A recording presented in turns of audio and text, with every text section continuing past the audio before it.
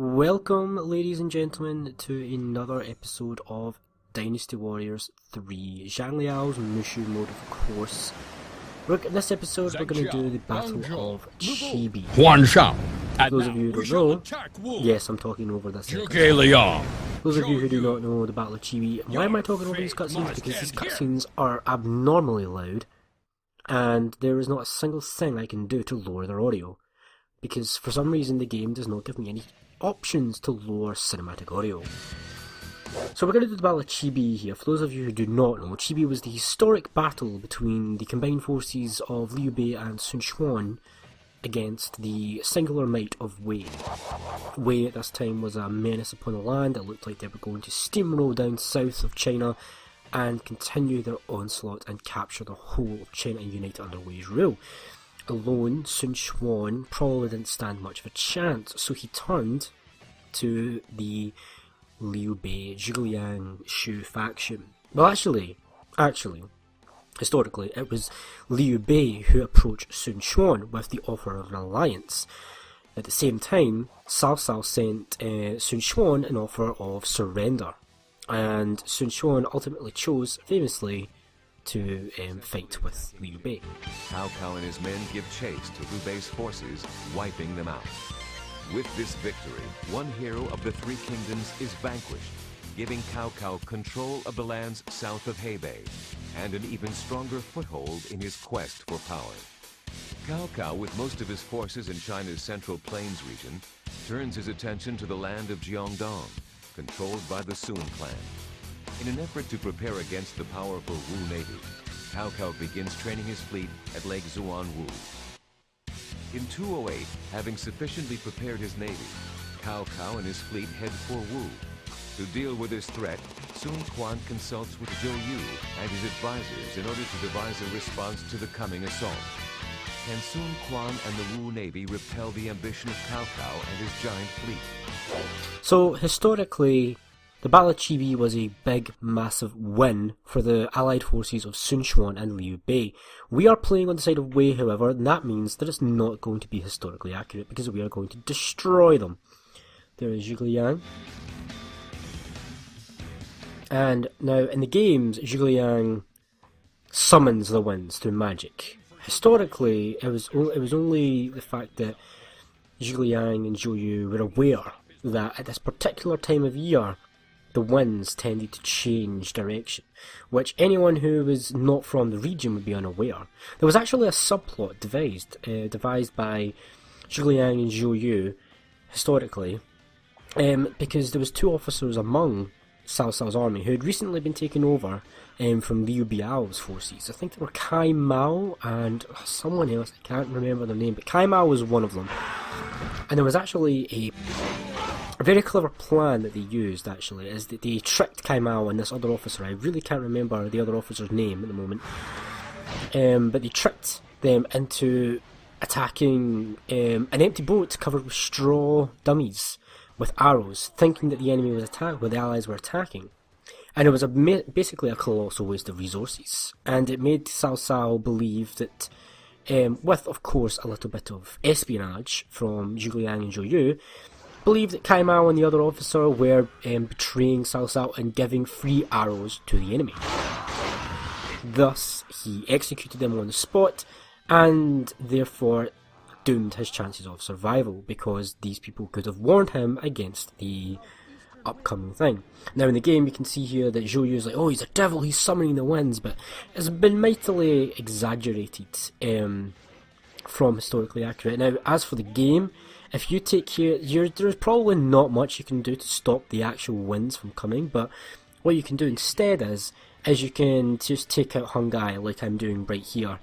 Take him down, and essentially you will be able to prevent the fire attack. Now what happened is a massive fire attack by the allied forces is what caused the destruction of Cao Cao's navy. So this does translate into the game. So if you do not stop or prevent that fire attack, you're essentially going to be in a bit of a pickle, to be honest, because your forces' morale is going to drop like a ton of bricks, and you're going to have a hell of a time getting back from that. But thankfully we prevented it, and thankfully you should always prevent it. That should be your priority when playing as the Wei forces, and when playing as the Allies, your priority should be to ensure that the fire attack is always carried out.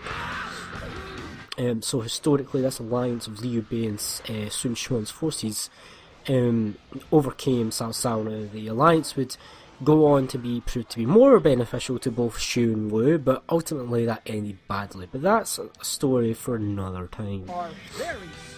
And we're just taking care of Zhou Yu, the general of Wu. Taking care of him is going to wipe out a lot of the enemy's morale. Notice that we're doing a lot of quick jump cuts from I took out Zhou Yu to suddenly I was over here and now I'm fighting Gang Ning. That was because at the time of this recording I was going through a phase of heavily editing my videos and trying to make them as low a time as possible to try and make them more viewable. And the downside to that is that now I have to do all these in post commentary, which is not as fun for me personally. So that will not continue. That will definitely not continue. That will change once I have all of Zhang Liao's Mushu mode to post record commentate over, and then as soon as he is done, the next Mushu that I begin will be back to the live format. So I pretty much just edited out all the running between fighting the officers. I didn't really show all the running about, and I'll probably keep that when I go back to live. Shall we begin? Because there's not much fun in watching me walk across half the map. But literally what I just did here as I cut out for you guys was me walking across half of the map. So that's not something you guys want to see exactly, as me just walking from one spot to another. So there was the action where I took out Lu Jun. I shall concede. He wasn't that much of a threat. We managed to dispatch him quite quickly. Zhang Liao was quite high powered and he's quite good. So here's Lu Su, an officer under Sun Quan. Now I believe I'm just going to go straight for Sun Quan, because I'm here, he's here, I'm ready to take him on. Morale is good, the enemy officers aren't going to really be able to interfere. Zhu Pong is facing a little bit of trouble over there on the right hand side, but if I defeat Sun Quan, what does it matter? That is the important thing. What does it matter if he dies? So Lu Su is defeated, bringing us one step closer to taking out Sun Quan and ending this pathetic attempt at an alliance between Wu and Xu. We've got Ling Tong here, who is actually a really good character once he becomes playable in future installments. So it was Dynasty Warriors 5 in which Ling Tong became actually playable, and he was actually the Koei handled him very well. His character design and emphasising the rivalry between himself and Gang Ning, because Gang Ning murdered his father. What was it? Lin Kao. He murdered his father, Lin Kao, back when Gang Ning was still a pirate. And here's Han Dang, another officer that once they became playable, and I believe it was Dynasty Warriors, yes it was Dynasty Warriors 8. Once he became playable in Dynasty Warriors 8, he was handled really well, and Han Dang was actually the one that I really wanted to be made playable. From Dynasty Warriors 2/3, I wanted to be able to play as Han Dang. And the final, and here is the Mushu wine. The dim sum is up in the Mushu wine is in the southeastern corner. The dim sum is in the northwestern corner, so they're basically diagonally apart from each other on the map. And here we find Sun Quan putting up a little bit of resistance, and he's got some forces on the right hand side of the map there, but really he's not good. They're not going to be much help here because he's down to 2 morale and he's surrounded by my forces and me. Obviously I'm the more important one, so we're just going to try and whittle his health away, and we're going to try and take him down, and hopefully it will go well. Judging by the length of this video, I'm pretty much sure you guys can assume that it goes really well. So commanders are always a pain to fight because they're always buffed up to the extreme. Dynasty Warriors 2 didn't do that, funny enough. Dynasty Warriors 2 did not do that, and I preferred it when they didn't. In Dynasty Warriors 2, commanders were just commanders. They were a little bit tougher, but not like insanely buffed. You could still kill a commander in Dynasty Warriors 2 relatively okay. In Dynasty Warriors 3, the enemy commander is automatically given buff to like Lu Bu status, essentially. Apart from the early stages where they're kind of more lenient. But oh boy, in those later stages. And talking about defeating commanders, Sun Quan is done and dusted. Which means another stage in this Mushu is done and dusted. I know I spent a lot of this time talking about historical things, but this is a historical game to an extent, I suppose. Although there is a lot of things that missed out, and, well, it includes it in later games. And in later games, it tends to get more and more historically accurate as the games progress, which I love. So we got a Great Halberd, no use to us because we have the Green Dragon. So what's the point in having a Great Halberd then? I already have the best weapon I can get. Well, actually, not the best, quite. But that's it for this episode. Thanks for being here for it. Hope you have enjoyed. If you did enjoy, please consider leaving a like and subscribing to the channel. And as always, it was a pleasure to have you ladies and gentlemen here. Hope you're doing well.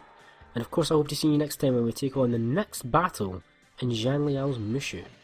You guys take care, and I'll see you then.